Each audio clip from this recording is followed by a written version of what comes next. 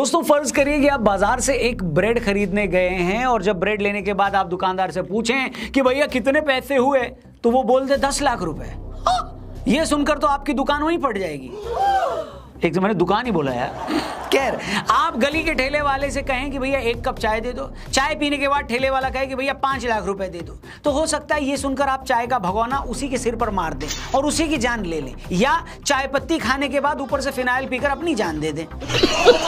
और ये मैं मजाक नहीं कर रहा हूं। वेनेजुएला देश का नाम तो आपने सुना ही होगा। कुछ साल पहले जब इस कंट्री में इकोनॉमिक क्राइसिस आया तो लोगों के घरों में पड़े नोट रद्दी हो गए। लोगों को अंडे और ब्रेड जैसी छोटी चीजें खरीदने के लिए भी बोरे में भर भर कर पैसे ले जाने पड़ रहे थे। उस देश की करेंसी की वैल्यू इतनी गिर गई थी कि उसके सामने राहुल बाबा की आईक्यू भी आईफिल टावर लगने लगी थी। मजा आया। करेंसी इतनी गिर गई थी कि सरकार को 10 लाख के नोट छापने पड़े। सोचिए, 10 लाख का नोट। भारत में कुछ टाइम पहले तक सबसे बड़ा नोट 2000 का था। उस पर भी लोगों ने उसे इतने ताने मारे कि 2000 के नोट ने खुद गंदे नाले में कूदकर अपनी जान दे दी। अब दूसरी कहानी सुनिए। 2019 तक श्रीलंका इकोनॉमी के कई मोर्चों पर भारत से आगे था। उसकी पर कैपिटा इनकम भारत से ज्यादा थी। वो ह्यूमन इंडेक्स के मामले में भी इंडिया से आगे था। सब कुछ वहां पर एकदम बढ़िया, 1 नंबर चल रहा था। फिर वहां पर चुनाव आ गए। लोगों की नजर में हीरो बनने के लिए वहां की सरकार ने 30% वाले टैक्स को कम करके 15% कर दिया। इससे सरकार पर 60,000 करोड़ का बर्डन आ गया। इसके अलावा वहां की सरकार ने कुछ और बेवकूफियां की और फिर 2-3 साल में ही श्रीलंका की लंका लग गई। चीजें इतनी महंगी हो गई कि लोगों के लिए खाना खाना और पेट्रोल भरवाना तक महंगा हो गया और गुस्से में लोग सड़कों पर आ गए। एक दिन गुस्साई भीड़ श्रीलंका के राष्ट्रपति के घर के अंदर घुस गई और राष्ट्रपति को देश छोड़कर पहली फुर्सत में भागना पड़ा। वैसे एक सेकेंड, शेख हसीना को भी अगर उसी वक्त बांग्लादेश से भागना पड़ता तो ये दोनों एक ही फ्लैट किराए पर लेकर रह सकते थे, नहीं? क्या बात है सर, क्या बात है सर। खैर, मुफ्त की रेवड़ियां बांटने के चक्कर में बर्बाद हुए देशों की ऐसी एक नहीं कई कहानियां हैं। हर जगह एक सही ट्रेंड देखा गया है। पहले लोग इस बात से खुश होते हैं कि चलो भैया चीजें मुफ्त में मिल रही हैं, फिर चाहे सरकार इन्हें मुफ्त में साइनाइड का कैप्सूल ही क्यों ना बांट रही हो, फ्री में मिले लोग तो वो भी गटक लेते हैं, है कि नहीं? अब आप भी सोचेंगे कि ये सब बातें मैं क्यों कर रहा हूं। इन सब बातों को अभी करने की अपनी वजह है, अपने रीजन। जैसा कि हम सभी जानते हैं, कुछ दिनों में हरियाणा चुनाव है। इलेक्शन से पहले बीजेपी और कांग्रेस दोनों ही पार्टियों ने अपने अपने मैनिफेस्टो में मुफ्त रेवड़ियों की झड़ी लगा दी है। दोस्तों, कांग्रेस ने तो जैसे मां भवानी की कसम खा ली कि चाहे तो उसकी मुफ्तखोरी के चक्कर में एक के बाद एक स्टेट क्यों न बर्बाद हो जाए, मगर वो इलेक्शन जीतने के लिए लोगों को कैसे भी रिश्वत देती रहेगी। हिमाचल की तरह कांग्रेस ने हरियाणा में भी ऐलान कर दिया है कि हमारी सरकार बनी तो हम पुरानी पेंशन स्कीम लागू कर देंगे, हम एमएसपी पर कानून बनाएंगे, क्रीमी लेयर की लिमिट बढ़ाकर 10 लाख कर देंगे। हाँ, ये सब तो ठीक है, लेकिन इतना सब लिखने के बाद बस वो ये बताना भूल गए कि ये सब करने के लिए उन्हें ब्रुनोई का जो सुल्तान है वो पैसा देगा या पप्पू जी स्विस बैंक में करवाई अपनी एफडी तोड़कर लोगों में पैसा बांटेंगे। बताओ, मतलब इलेक्शन जीतने के लिए कुछ भी बोल दो, फिर चाहे उसके लिए अर्थव्यवस्था की बहन भौजाई एक क्यों न करनी पड़ जाए। वाह, ज्यादा पुरानी बात थोड़ी है। इसी कांग्रेस ने हिमाचल इलेक्शन से पहले वादा किया था कि हमारी सरकार बनी तो हम ओल्ड पेंशन स्कीम लागू कर देंगे, हम हर किसी को 300 यूनिट बिजली फ्री देंगे। अब वादा किया था तो भैया झक मार के ओल्ड पेंशन स्कीम लागू करनी पड़ी। इसे इंप्लीमेंट करते ही हिमाचल सरकार पर 1000 करोड़ का बोझ बढ़ गया। सिर्फ 1.5 साल के अंदर हिमाचल की बैंड बज गई। कांग्रेस की इस एक पॉलिसी ने हरे भरे स्टेट की सुजाकर लाल कर दी। कौन है, कहां से आते हैं? गवर्नमेंट एम्प्लॉइज की सैलरी देनी मुश्किल हो गई। जुलाई में हिमाचल के मुख्यमंत्री को अनाउंसमेंट करनी पड़ी कि मैं और मेरे कैबिनेट के लिए 2 महीने तक हम लोग सैलरी नहीं लेंगे। उनकी इस अनाउंसमेंट के बाद लोगों ने कहा कि अच्छा जोक सुनाया सर, एक तो और सुनाइए। स्टेट पर 85,000 करोड़ का कर्जा है और सीएम बोल रहा है कि मैं और मेरी सेना 2 महीने की सैलरी छोड़कर हिमाचल को बचा लेंगे। वाह, गजब कॉमेडी है भैया, वाह। सिर्फ 1.5 साल के अंदर हिमाचल की हालत ये हो गई कि जिस कांग्रेस ने वादा किया था कि अगर हम सरकार में आए तो 300 यूनिट बिजली मुफ्त बांटेंगे, उसने पहले से मिल रही 125 यूनिट भी ज्यादातर लोगों की बंद कर दी। बीजेपी नेता जयराम ठाकुर ने कुछ दिन पहले क्लेम किया था कि कांग्रेस ने हिमाचल इलेक्शन से पहले कहा था कि हम सत्ता में आए तो 1 लाख लोगों को रोजगार देंगे। 1 लाख लोगों को रोजगार देना तो दूर, सत्ता में आते ही उसने 10,000 से ज्यादा आउटसोर्स वर्कर्स को क्या बोला भाऊ, पहली फुर्सत में निकल, कोई जरूरत नहीं तेरी। मैं जानता हूं बहुत सारे लोग ये सोच रहे होंगे कि अगर कोई पार्टी जनता को सब्सिडी देती है तो इसमें प्रॉब्लम क्या है, इससे किसके पेट में मरोड़ उठ रहे हैं? नेता और अधिकारी भी तो दिन रात मलाई खाते हैं, तो फिर जनता को पैसा देने में ही सारा वैश्विक संकट क्यों खड़ा हो जाता है? एग्जैक्टली मेरा यही पॉइंट है दोस्तों। मतलब आप लोगों को पैसा बांटना है, यानी ऑफिसर्स और सरकार को पैसा बांटना है तो बांटने दो, मगर यार इन लोग को तो ईमानदारी से काम करना चाहिए। आज कांग्रेस अगर हरियाणा में 10 साल से सरकार से बाहर है तो इससे पहले कुछ ना कुछ तो गुल खिलाए ही होंगे, जिसके चलते लोगों ने उन्हें बनवास दे रखा है। अगर आप पिछली कांग्रेस सरकार के 2005 से 2014 के कांडों पर नजर डालें तो उनके सामने तो क्राइम मास्टर गोगो भी नागा साधु लगता है। मतलब उनके सामने तो सुल्ताना डाकू भी मेरठ के किसी गली मोहल्ले का चप्पल चोर लगता है, सच बता रहा हूं। भले ही इनकी पार्टी में आज एक भी जमीनी नेता न बचा हो, लेकिन अगर आप हरियाणा कांग्रेस पर नजर डालें तो ऐसा लगता है कि इन लोगों को जमीनों से बहुत प्यार रहा है। फिर चाहे वो पंचकुला में इंडस्ट्रियल प्लॉट देने का मामला हो, 2009 में गुड़गांव के नियमों के खिलाफ जाकर बिल्डरों को जमीन देने का घोटाला हो, या रोहतक और मानेसर के भूमि घोटाले हो, इन सारे मामलों में सीबीआई और ईडी हरियाणा के फॉर्मर सीएम भूपेंद्र सिंह हुड्डा के खिलाफ जांच भी कर रही है। अच्छी बात यह है कि घोटाला करने के इस खेल में हरियाणा के किसी भी शहर के साथ कोई भेदभाव नहीं हुआ था भैया। ऐसा नहीं कि गुड़गांव दिल्ली के करीब है तो सारे घोटाले वहीं हो गए। जमीन हड़पने के इस खेल में सोनीपत से लेकर अंबाला तक हर शहर को बराबर मौका दिया गया। वेरी गुड बेटा।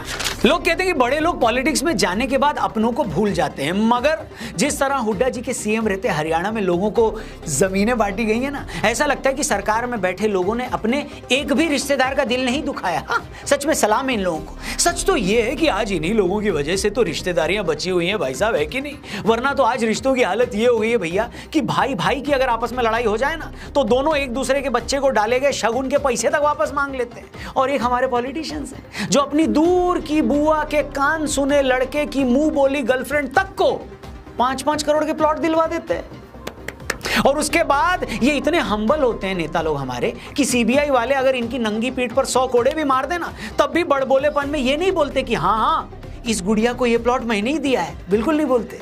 इसलिए जब भी राहुल जी कहते हैं ना कि हम मोहब्बत की दुकान चला रहे हैं तो कुछ गलत थोड़े ना कहते हैं। मुझे लगता है कि जिस पार्टी में इस थोक के भाव से अपने दोस्तों यारों को जमीनें बांटी जाती है ना, वो मोहब्बत की दुकान नहीं बल्कि मोहब्बत का कारखाना, मोहब्बत की होलसेल मार्केट चला रहे हैं भाई। और ये कारखाना चलता रहे इसके लिए जरूरी है कि सरकार बनती रहे। सरकार बनती रहे इसके लिए जरूरी है कि कैसे भी उल्टे सीधे वादे करते रहे, फिर चाहे उन वादों को पूरा करने के चक्कर में राज्य सरकार के कच्चे क्यों न बिक जाएं। हमने अभी आपको हिमाचल का हाल बताया था कि कैसे कांग्रेस ने सरकार बनाने के लिए क्या क्या वादे किए, फिर जब सरकार में आए तो 1.5 साल में ही स्टेट की चीखें निकलवा दी। कैसे कैसे लोग रहते हैं यार यहाँ पर। कांग्रेस ने कर्नाटक में गवर्नमेंट बनाने के बाद वहां क्या नाटक किया है वो भी जरा देख लेते हैं। यहाँ भी सेम पैटर्न। कर्नाटक स्टेट का टोटल बजट 3,46,409 करोड़ है। इस 3.5 लाख में से कांग्रेस सरकार 1.5 लाख करोड़ से ज्यादा रुपए तो पेंशन और अपने कर्ज पर ब्याज देने में ही खर्च कर देती है। 2023-24 तक कर्नाटक पर 85,000 करोड़ कर्जा था और इसकी रेवड़ी बांट पॉलिसीज की वजह से अगले साल कर्नाटक कर्ज के मामले में 1 लाख करोड़ के मैजिक फिगर को टच कर जाएगा दोस्तों। शाबाश बेटा, बहुत बढ़िया मुन्ना। कांग्रेस की गारंटी स्कीम के अंडर 2023 तक 36,000 करोड़ रुपए खर्च होते थे और इस बार ये खर्चा 52,000 करोड़ रुपए हो जाएगा। अब आप जानते हैं कि इस सबसे होता क्या है। अब जो मैं कहने जा रहा हूं ना, प्लीज उसको ध्यान से सुनिएगा, बिल्कुल मजाक की बात नहीं है।